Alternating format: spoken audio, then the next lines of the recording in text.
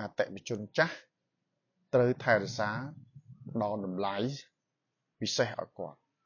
និងការយកចិត្តទុកដាក់ខ្ពស់ជាមួយគាត់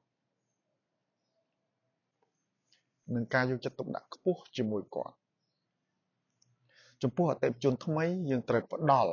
សេវាកម្មឲ្យពេញចិត្តនិងធ្វើឲ្យគាត់មានការចងចាំល្អជាមួយយើងដើម្បីឲ្យគាត់ក្លាយទៅជាម៉ូយរបស់យើងអតិថិជនចាស់គឺជាមនុស្សគឺជាអតិថិជនគឺជាអ្នកដែលនាំយកលុយមកឲ្យយើងជាប្រចាំថ្ងៃហើយគាត់នេះហើយគឺជាអ្នកដែលតាក់ទាញតាក់ទងអតិថិជនថ្មីមកឲ្យជួយគាំទ្រនៅផលិតផលរបស់យើងបន្ថែមទៀតចំពោះអតិថិជនថ្មីគឺសំខាន់បំផុតគឺយើងត្រូវផ្ដល់សេវាកម្មឲ្យគាត់ពេញចិត្តនិងផ្ដល់ភាពកក់ក្ដៅចំពោះគាត់នៅពេលដែលគាត់ពេញចិត្តនិងមានភាពពេញចិត្តនិងមានភាពកក់ក្ដៅ